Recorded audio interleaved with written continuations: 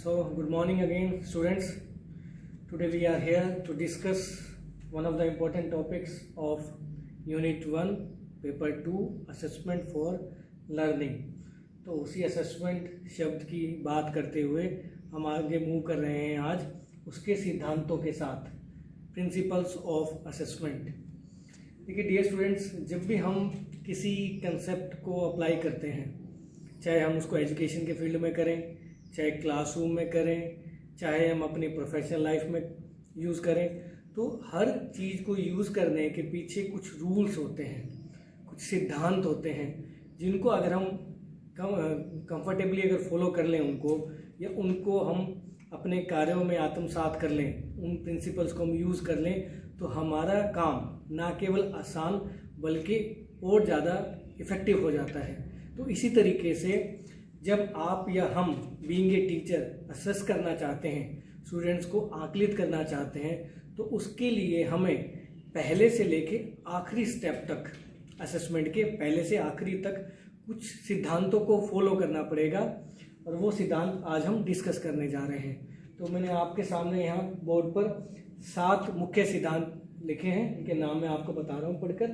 पहला है वैलिडिटी, वैधता, देन रिलायबिलिटी, विश्वसनीयता, third one is practicability means व्यवहारिकता, fourth one is fairness means निष्पक्षता, next one is usefulness means उसकी उपयोगिता, सेकेंड लास्ट इज डायग्नोसिस, जो कि हमने इसकी कैरेक्टरिस्टिक्स में भी डिस्कस किया था हिंदी में, निदानात्मकता का सिद्धांत।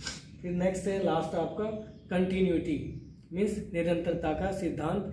ये पॉइंट भी जब हम इसकी कैरेक्टरिस्टिक्स डिस्कस कर रहे थे वहाँ आ गया था। तो चलिए अब हम इसको वन बाय वन डिस्कस करते हैं कि each principle what each principle says about the assessment, कि हर एक सिद्धांत आकलन के बारे में क्या कहता है, कि कैसा होना चाहिए हमारा एक अच्छा आकलन, जिसके आधार पर हम बच्चों को आगे इम्प्रूवमेंट उनमें ला सकें। तो हम बात करते हैं पहले सिद्धांत की, वैलिडिटी मीन्स वैधता। तो देखिए डियर स्टूडेंट्स, ये कोई नया शब्द नहीं है वैलिडिटी, ये हमने अपने डेली लाइफ में भी सुना है कि कोई चीज़ मान लो हम अपने घर में लेकर आते हैं, फॉर एग्जांपल हम फ्रिज लेकर आते हैं, तो फ्रिज जो है उसकी वैलिडिटी कैसे चेक होगी कि वो चीज़ों को ठंडा रख रहा है या नहीं रख रहा, वो आइस जमा रहा है नहीं जमा रहा, या जो हम डेली लाइफ की जो हमारी कमोडिटीज़ हैं, वेजिटेबल्स हैं, दूध है, दही है, पनीर है, जो भी है, उसको वो ठीक रख पा रहा है ना या नहीं रख पा रहा एक सर्टेन टाइम तक। अगर वो ऐसा कर पा रहा है तो it means that refrigerator is valid, नहीं रख पा रहा है तो इसका मतलब है कि वो इनवैलिड है उस पर्टिकुलर काम के लिए। इसी तरीके से हम यहाँ बात कर रहे हैं एग्जाम, हमारे एग्जाम्स की या हमारे असेसमेंट पैटर्न की।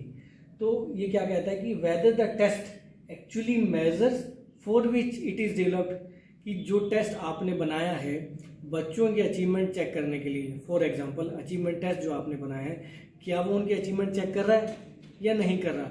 अगर वो अचीवमेंट चेक कर रहा है तो वो वैलिड है, अगर नहीं कर रहा, अचीवमेंट की बजाय वो कुछ और ही बताया जा रहा है, तो इसका मतलब वो टेस्ट वैलिड नहीं कहला सकता, वो इनवैलिड है।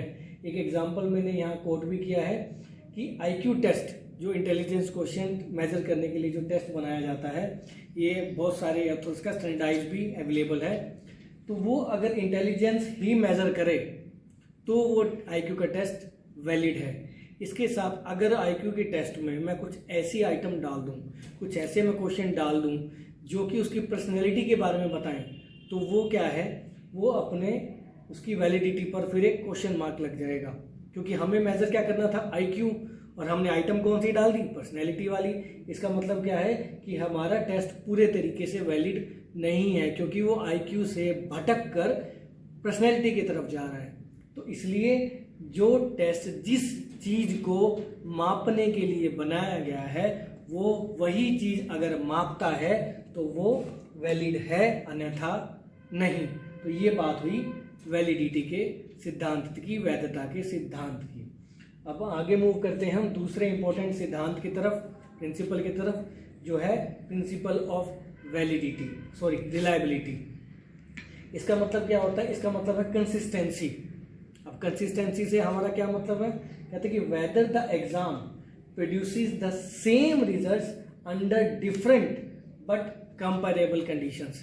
कि एक टेस्ट आपने आज लिया, मान लो 20 नंबर का आपने टेस्ट लिया, उसमें कुछ बच्चों ने अच्छा परफॉर्म किया, कुछ ने एवरेज, कुछ ने गंदा। आपने वही टेस्ट 2 दिन बाद या 3 दिन बाद या 1 हफ्ते बाद कंडक्ट किया, तो अब जो आपको एवरेज मिल रहा है क्लास का, वो जो है एकदम से शूट आउट कर गया। मान लो पहली बार जब आपने टेस्ट लिया तो पूरी क्लास का एवरेज था 20 में से 15 एवरेज आपने निकाल लिया। जब अब आपने 1 हफ्ते बाद या 3 दिन बाद टेस्ट लिया तो पूरी क्लास का एवरेज आ गया 18। इसका मतलब क्या हो गया कि there is a significant difference, एक जस्टिफाइड डिफरेंस उनके अंदर हो गया, एक महत्वपूर्ण बदलाव उनके अंदर आ गया एवरेज में। कहाँ वो 15 थी 1 हफ्ता पहले, कहाँ वो 18 आ गई। तो इसका मतलब क्या है कि वो टेस्ट ने कंसिस्टेंट रिजल्ट आपको नहीं दिए हैं। मीन्स कहीं ना कहीं आइटम्स में कुछ ना कुछ कमी है, कहीं ना कहीं कोई लूप है उसमें, कहीं ना कहीं कोई फ्लो है। अगर वही टेस्ट मान लो पहले अटेम्प्ट में 15 एवरेज आपको दे रहा है पूरी क्लास की, और दूसरे अटेम्प्ट में वो 15.5 मतलब 15.5 दे रहा है, तो इसका मतलब क्या है कि थोड़ा बहुत स्लाइड चेंज है, एंड स्लाइड चेंज में हैपन, लेकिन सिग्निफिकेंट डिफरेंस नहीं आना चाहिए। तो मतलब टाइम चेंज होने के साथ, क्लास चेंज होने के साथ, या थोड़ी सी कंडीशन बदलने के साथ, जब रिजल्ट जो है टेस्ट का अगर नहीं बदलता है, समहाउ लगभग सेम रहता है, समहाउ लगभग सेम, तो वो टेस्ट आपका क्या कहलाएगा, रिलायबल कहलाएगा। लेकिन इसके साथ साथ अगर उसमें सिग्निफिकेंट बदलाव आते हैं, बहुत मेजर बदलाव आते हैं आपके रिजल्ट में पहले और दूसरे अटेम्प्ट में, इसका मतलब क्या है कि वो आपका टेस्ट रिलायबल नहीं था। और ये दोनों जो है किसी भी पर्टिकुलर टेस्ट की या किसी भी पर्टिकुलर असेसमेंट प्रोसीजर की सबसे मेन कंडीशन मानी जाती हैं दोनों। कौन कौन सी? वैलिडिटी और रिलायबिलिटी। अगर ये ही नहीं होंगी तो टेस्ट को फिर ना तो बनाने का फ़ायदा, ना उसको कंडक्ट करने का फ़ायदा, और उससे जो आपको रिजल्ट मिलेंगे उनका आप कहीं भी यूज़ नहीं कर सकते हो। और यूज़ आप करते हो तो वो आपके जो है एक तरह से इनकरेक्ट रिजल्ट कहलाएंगे। तो ये दोनों जो है बहुत ही इंपॉर्टेंट सिद्धांत है, इसलिए इनको शुरू में रखा गया है।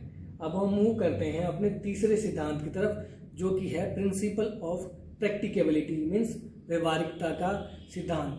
तो इसका हिंदी मीनिंग जो है वो खुद ही इसके बारे में बता रहा है कि एक जो असेसमेंट आप करने जा रहे हो, जो आकलन आप करने जा रहे हो, वो व्यवहारिक होना चाहिए, वो यथार्थवादी होना चाहिए, वो रियलिस्टिक होना चाहिए। कहते हैं किस टर्म्स में होना चाहिए? कहते हैं कुछ टर्म्स हमने देखे हैं, जैसे इन टर्म्स ऑफ कॉस्ट, कि आपको उसकी कॉस्ट ज़्यादा ना आए, टाइम उस पर आप इतना ही खर्च करें जितना वो डिज़ायरेबल है, और इसके साथ साथ it should carry ease of application. Means जब आप असेसमेंट को अप्लाई करें, बच्चों पर इम्प्लीमेंट करें, तो वो इम्प्लीमेंट करना ईज मतलब आसान होना चाहिए, मुश्किल नहीं होना चाहिए।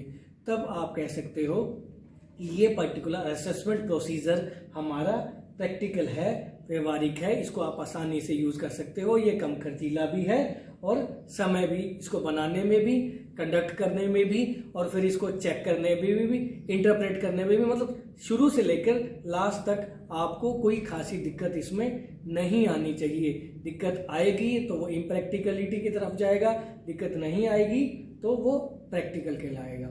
ये था हमारा तीसरा मुख्य सिद्धांत असेसमेंट का। अब हम मूव करते हैं हमारे चौथे सिद्धांत की तरफ, फेयरनेस, निष्पक्षता। इसका भी नाम, इसको जो ये टर्म है ये खुद अपने आप में सेल्फ एक्सप्लेनेटरी है, खुद को परिभाषित कर रही है कि जो असेसमेंट आप कर रहे हो, जाहिर सी बात है आकलन आप बच्चों का कर रहे हो, तो वो निष्पक्ष होना चाहिए, उसमें किसी भी तरह की कोई त्रुटि, कोई बायसनेस नहीं आनी चाहिए। अब आप सोच रहे होगे कि ये बायसनेस आएगी कैसे, टीचर तो जो है सारे प्रिंसिपल्स फॉलो कर रहा है और वो तो हर एक चीज़ ऐसी लेकर चल रहा है कि कहीं कोई गलती ना हो, लेकिन गलती आने के चांस हर स्टेप पर रहते हैं, चाहे वो टेस्ट कंडक्ट बनाने का स्टेप हो, टेस्ट कंडक्ट करने का स्टेप हो, या उसको चेक करने का स्टेप हो, कहीं भी ह्यूमन नेचर की वजह से बायसनेस आ सकती है। तो यहाँ जो ह्यूमन नेचर की बायसनेस है उसको हम मानते हैं एग्जामिनर की बायसनेस के नाम से। फॉर एग्जांपल मैंने टेस्ट बनाया और मैंने उस टेस्ट के क्वेश्चन कुछ बच्चों को बता दिए गेस के फॉर्म में, तो वहीं एरर आ गई, वहीं बायसनेस होगी और वहीं वो निष्पक्षता खत्म होगी। या मैंने नहीं बताए, तो जो चेक करने वाला है उसने वो फेयर नहीं था, उसने बायसनेस दिखा दी, कुछ बच्चों के अच्छे दे दिए, कुछ बच्चों के टाइट मार्किंग कर दी, वहाँ फिर उसकी निष्पक्षता पर क्वेश्चन मार्क लग गया, उसकी फेयरनेस पर। और इसके बाद मतलब जो भी स्टेप्स हम फॉलो करते हैं असेसमेंट करने के लिए, कहीं भी हमें अपनी बायसनेस उसमें इंक्लूड नहीं करनी है, उसको पूरे तरीके से हमें फेयर रखना है, तो ही वो असेसमेंट अच्छी असेसमेंट कहला सकती है। फिफ्थ वन इज यूजफुलनेस, मतलब मीन्स उपयोगिता का सिद्धांत। ये क्या कहता है? ये कहता है कि it should help the learner in improvement. कहता है कि जो असेसमेंट है वो यूजफुल आप कब मानोगे? आपके लिए तो यूजफुल है क्योंकि आप टीचर हो या टीचर बनने जा रहे हो। हम बीइंग ए टीचर जब भी असेसमेंट करते हैं तो हमारे लिए तो यूजफुल है क्योंकि हमें बच्चों के बारे में बता रहा है कि हमें बच्चों के, हमारा प्रिंसिपल है प्रिंसिपल ऑफ यूजफुलनेस, मीन्स उपयोगिता का सिद्धांत। देखिए प्यारे बच्चों की, जब भी हम कोई चीज़ बनाते हैं, किसी चीज़ के लिए हम एफर्ट करते हैं, यहाँ हम क्या एफर्ट कर रहे हैं? यहाँ हम एफर्ट कर रहे हैं बच्चों को असेस करने के लिए अच्छे तरीके से, ताकि हमें ये पता चले कि उनकी लर्निंग सही तरीके से हो पा रही है या नहीं हो पा रही है। तो उसके लिए हम असेसमेंट प्रोसीजर्स का यूज़ कर रहे हैं, आकलन की प्रविधियों का। तो वो आकलन की प्रविधियाँ वाकई में उपयोगी हैं या नहीं हैं, ये चीज़ अपने आप में बहुत मायने रखती है। तो उपयोगिता मेन तौर पर क्या बताती है? उपयोगिता मेन तौर पर ये तय करती है कि उस पर्टिकुलर असेसमेंट से क्या बच्चों के अंदर कोई इम्प्रूवमेंट, कोई सुधार आ रहा है या नहीं आ रहा। सुधार आना ज़रूरी है, जो कि मेन पर्पस है इस शब्द का, जिसे हम असेसमेंट या आकलन के नाम से जानते हैं। इसी के साथ साथ जो इम्प्रूवमेंट है हमारी, वो जुड़ी है असेसमेंट के पॉजिटिव इम्पैक्ट से, कि जो असेसमेंट के लिए जो भी हम कुछ करते हैं, टीचर जो भी एक्टिविटी करता है, जो भी वो टेस्ट लेता है, उनका बच्चों के जो मानसिक स्तर है या जो उनकी मनोस्थिति है, उस पर एक पॉजिटिव इम्पैक्ट होना चाहिए, एक डर नहीं होना चाहिए, कोई फियर, कोई हेजिटेशन, कोई नेगेटिव फीलिंग नहीं आनी चाहिए। तो वो असेसमेंट एक अच्छी उपयोगी असेसमेंट के रूप में जानी और मानी जाएगी। इसके उलट आपने वेरियस न्यूज़पेपर्स में देखा होगा, मैंने भी देखा है और उस पर काफ़ी रिसर्च भी हुई है, कि जब भी कोई बोर्ड का रिज़ल्ट आता है या जब भी कोई मेन कॉम्पिटिटिव एग्ज़ाम का रिज़ल्ट आता है, जैसे कि IIT है, PMT है, SSC है, या दूसरे जो रिपीटेड एग्ज़ाम्स हैं नेशनल लेवल के, उसमें अगर बच्चे को सक्सेस नहीं मिलती तो बच्चा गलत कदम उठाने की तरफ बढ़ जाता है, जैसे कि सुसाइड। तो सुसाइड मन कैसे हुआ? वो इतना भयानक स्टेप बच्चे ने क्यों लिया? क्योंकि उस असेसमेंट ने उसके अंदर एक ऐसी भावना डाल दी कि पास हो गया तो सब ठीक है, फेल हो गया तो ज़िंदगी खराब है, उस ज़िंदगी को कोई मकसद नहीं, कोई यूज़ नहीं। तो इस तरीके से ये भावना जो है किसी भी लेवल पर, किसी भी स्थिति में नहीं आनी चाहिए। और इस चीज़ का ध्यान ना केवल हमें बीइंग ए टीचर, बल्कि सभी जो एजुकेशन हमारे प्लानर्स हैं, जो करिकुलम प्लानर्स हैं, या जो उस नेशनल टेस्टिंग एजेंसीज के मेंबर हैं, उनको ध्यान में रखना चाहिए कि असेसमेंट एक ऐसा हो जो कि नेगेटिव फीलिंग लाने की बजाय बच्चे के अंदर एक पॉजिटिव इम्प्रूवमेंट की तरफ उसको लेकर जाए, नेगेटिव इम्पैक्ट ना लाए। हमारा सेकंड लास्ट प्रिंसिपल है प्रिंसिपल ऑफ डायग्नोसिस, निदानात्मकता का सिद्धांत। तो ये क्या कह रहा है? ये कहना चाह रहा है कि जब भी टीचर कोई भी असेसमेंट, कोई भी एग्ज़ाम वो लेता है, तो उसके ज़रिए टीचर को बच्चों की कमी का पता लगना चाहिए। अगर कमी का पता नहीं लगा, प्रॉब्लम आइडेंटिफाई नहीं हुई, तो भी असेसमेंट का कोई फ़ायदा नहीं है, क्योंकि कमी नहीं पता चलेगी तो इम्प्रूवमेंट नहीं आएगी, सुधार नहीं होगा, कोई रेमेडी हम नहीं दे पाएंगे। और रेमेडी हमने नहीं दी, कमी हमने दूर नहीं की, तो कमी के साथ बच्चा आगे मूव नहीं कर पाएगा। आगे आने वाले जो कंसेप्ट्स हैं, आगे आने वाले जो चैप्टर्स होंगे, वो उसको अच्छे से समझ में नहीं आएंगे, क्योंकि हर एक सब्जेक्ट या हर एक करिकुलम आपस में कहीं ना कहीं कोरिलेट ज़रूर करता है। और ये एक बेसिक सिद्धांत है कि कॉम्प्लेक्स चीज़ों को सीखने के लिए आपको सिंपल चीज़ें आनी चाहिए, उनमें कोई आपका डाउट नहीं होना चाहिए, आपका फाउंडेशन स्ट्रॉन्ग होना चाहिए। तो फाउंडेशन स्ट्रॉन्ग कब होगा? जब कमियों को दूर किया जाएगा, जो कि हम किसके ज़रिए करेंगे? असेसमेंट के ज़रिए करेंगे। तो अब हम मूव करते हैं नेक्स्ट, हमारा last principle, that is principle of continuity. तो ये क्या कहता है, इसके नाम से ही पता चल रहा है कि असेसमेंट जो है कभी भी रुकनी नहीं चाहिए। रुकनी नहीं चाहिए तो इसका मतलब ये नहीं है कि टीचर जो है हर हफ्ते एग्ज़ाम लेता रहेगा, ऐसा नहीं है। इसका मतलब ये है कि जैसे जैसे टीचिंग लर्निंग प्रोसेस चल रही है, साथ साथ असेसमेंट विभिन्न विधियों के साथ चलती रहनी चाहिए। कभी टीचर ऑब्जर्वेशन कर ले, कभी टीचर अपना पढ़ाने के बाद क्वेश्चनिंग कर ले, कभी टीचर 10 नंबर का टेस्ट ले ले, या कभी यूनिट टेस्ट ले ले, कभी चैप्टर का टेस्ट ले ले। तो साथ साथ जैसी स्थिति है, जैसी ईज़ है, जैसी कंफर्टेबिलिटी है, या जैसी सिचुएशन है, वैसा ही टीचर को असेसमेंट साथ में कंटिन्यू रखना चाहिए अगर टीचिंग लर्निंग प्रोसेस चल रही है तो। क्योंकि असेसमेंट को हमने कल भी जाना था कि असेसमेंट जो है वो इनसेपरेबल पार्ट है टीचिंग लर्निंग प्रोसेस का। इसको आप शिक्षण अधिगम प्रक्रिया से अलग नहीं कर सकते। तो ये सिद्धांत भी हमें इसी बात की तरफ इशारा करता है। तो डियर स्टूडेंट्स, आज हमने बात की 7 मुख्य सिद्धांतों की जो कि ज़रूरी हैं एक अच्छे असेसमेंट के लिए। तो आज के लिए इतना ही। Thank you.